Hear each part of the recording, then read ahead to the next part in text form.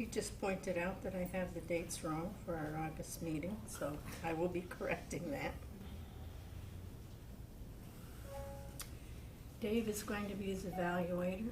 Dave, if you could read, he's doing speech number 2, if you could read the objectives from the manual. Yes. The project 2 in the CC manual, the objectives are to select an appropriate, the overall project is organize your speech. The objectives are select an appropriate outline which allows listeners to easily follow and understand your speech, make your message clear with supporting material directly contributing to that message, use appropriate transitions when moving from one idea to another, and create a strong opening and conclusion. Thank you. Joe moved to Connecticut to pursue a career in financial planning. And while he's still getting to know the area, he enjoys going into New York City and reading in his spare time. He's giving speech number 2, Organize Your Speech, on a topic that has always interested him, leadership. Please help me welcome Joe Merkel.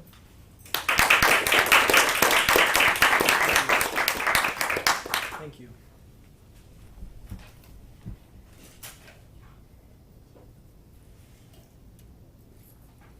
At the height of the Civil War, Abraham Lincoln gave a speech during which he characterized the Southerners as fellow human beings simply in error.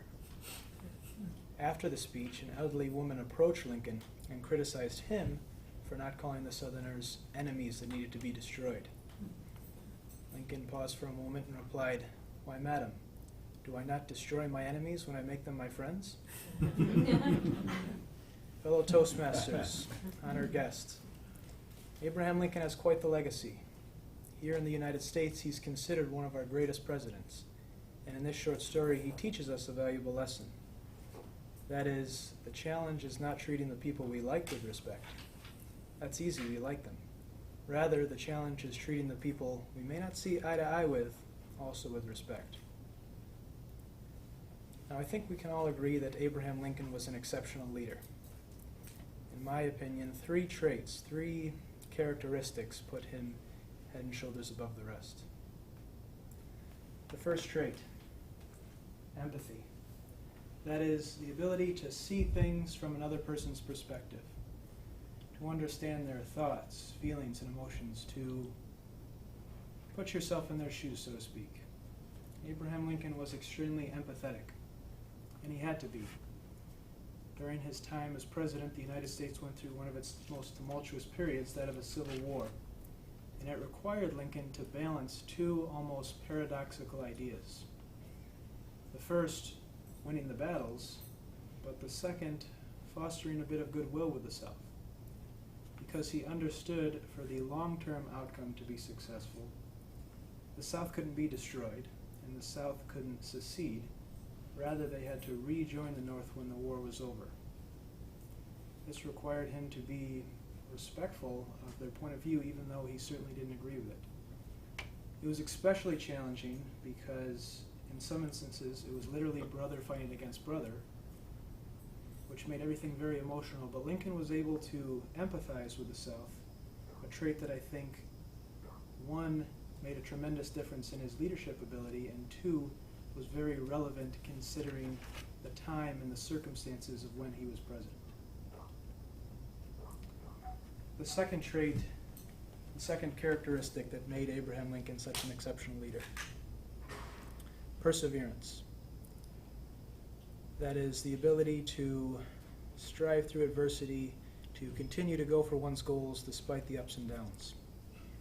We all know Lincoln as successfully elected president, but few know before that his life was a series of failures and defeats, both professionally and personally.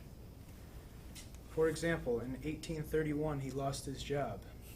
In 1832 he was defeated for state legislator. In 1833 he failed in business. In 1838 he was defeated for a run for Illinois State Speaker. In 1843 he was defeated in a run for Congress. In 1848 he was defeated in a run for Congress again. In 1849 he was rejected in a bid for land officer, a very coveted position at the time. In 1854, he was defeated in a run for U.S. Senate. In 1856, he was defeated in his nomination for vice president. In 1858, he was defeated in his run for U.S. Senate again. And then in 1860, he was elected President of the United States of America. Can you imagine almost 30 years of defeat, almost 30 years of failure, people saying no again and again and again, yet still persevering to run for president? I think the lessons learned from that journey paid big dividends for Lincoln down the road. The third characteristic, strong communication skills. Here at Toastmasters, we learn leadership and communication go hand in hand. It's tough to be an excellent leader if you're not a strong communicator, and Lincoln was an exceptional orator. Some of his speeches are considered some of the greatest of all time, and we still quote the introduction to his most famous, the Gettysburg Address, nearly 150 years later. I'm sure we've all heard the phrase, 77 years ago. That's quite the introduction. Not only was Lincoln an exceptional orator, he was also a great writer, an avid reader, and a good listener, a very underrated part of the communication process. I think Lincoln's ability to effectively communicate his ideas really made a tremendous difference for him as a leader. Now, a few years before he was elected president, a young boy, Isham Revis, wrote Lincoln a letter asking for Lincoln's advice on studying to become a lawyer. That was his background, law. And in Lincoln's reply, I think all three traits are evident. I think he's empathetic of the boy's situation. I think he recommends the boy persevere. And I think his writing style, it's very unique, very persuasive. It comes through. So, on November 5th, 1855, Lincoln wrote, "My dear sir, I have just reached home and found your letter of the 23rd of the past month. I am from home too much of my time for a young man to read law with me advantageously. If you are resolutely determined to make a lawyer of yourself, the thing is more than halfway done already. It is but a small matter whether you read with anybody or not. I did not read with anyone. Get the books and read them and study them until you understand them in their principal features, and that is the main thing. It is of no consequence to be in a large town where you are reading. I read a New Salem which never had more than 300 people living in it. The books and your capacity for understanding them are just the same in all places. Mr. Dumar, the boy's teacher, is a very clever man and an excellent lawyer, much better than I at law learning, and I have no doubt he will cheerfully tell you what books to read and also loan you the books. Always bear in mind that your own resolution to succeed is more important than any other one thing.